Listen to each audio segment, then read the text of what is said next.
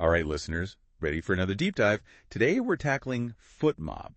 Fotmob. Yeah, you know Fotmob, the app for football fanatics. Oh, yeah, I know Fotmob, of course. Millions of downloads, and we've got a ton of research on them. Really? Yeah, so we're going to take a close look at how Fotmob has protected their brand. Trademarks. Exactly, trademark strategy, because in this market, it's so competitive. You know? Oh, absolutely. I mean, if you think about it. You could win big or fumble. Yeah, or fumble big time, and neglecting trademarks. It's a big deal. Huge. It can lead to some serious headaches. Headaches like what? Well, you could be looking at compensation claims. Oh, wow. Forced rebranding. I mean, imagine having to start from scratch with a new name. Ugh, it would be a nightmare. A total nightmare. And then there's the impact on investors. Oh, yeah, they wouldn't be happy. Not at all if your brand's not protected. It's a red flag for them. Okay, so let's see how Fotmob's doing. It's a Norwegian company, right? That's right. They're based in Norway. And their app does it all live scores, stats, you name it. It's really become the go-to for football fans. And this market is booming. Yeah. I mean, a competitor just got bought for almost 2 billion Norwegian kroner. Yeah, that's serious money. So it looks like Fotmob's been pretty smart about their trademarks. They have. They've got their trademark registered in Norway under classes 9 and 42. Okay, so Norway makes sense. That's their home turf. But classes 9 and 42, what do those cover exactly? Well, think of it like a supermarket, right? Each aisle is a different category. Okay, I get it. So class 9, that's like the electronics aisle. It covers software and apps, which is Fotmob's bread and butter. Makes sense.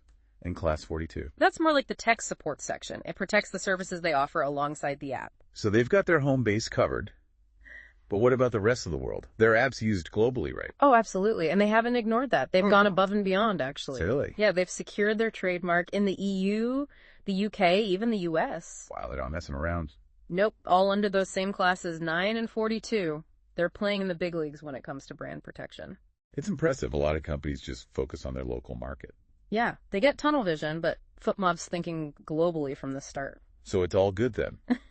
No weaknesses. Well, there's always room for improvement, right? True. Like, what about expanding into new markets? Yeah, there are tons of football fans in Latin America, Asia. Exactly. Those markets are huge.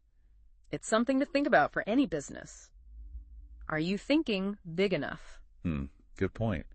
So Fotmob could get ahead of the curve by registering their trademark in those places. Exactly. Think proactively. And it's not just about geography either. What else? New products, new services. Oh, right. Like what if they started selling Fotmob merchandise? Exactly. Or a fan platform, maybe even a fantasy football league. That'd be cool. Each of those needs its own trademark considerations. So they should really plan ahead. Yeah. Proactive trademark protection can prevent a lot of headaches later on.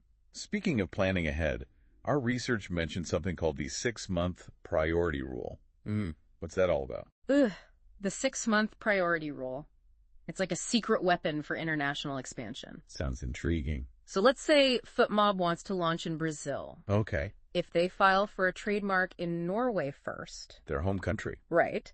They then have 6 months to file in Brazil and keep that original filing date. So it's like a head start. Exactly. Yeah. It's a huge advantage, especially in a fast-moving market. So it's all about thinking ahead, playing offense. Exactly. And that brings us to a question for our listeners. Oh, I like this part.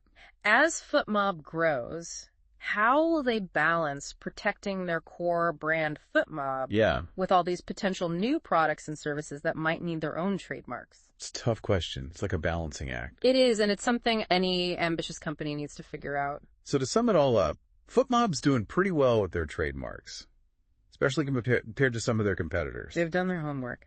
But the big lesson here is that trademark protection, it's not a one-time thing. Oh, no. It's an ongoing process. As your business grows, your trademark strategy needs to grow with it.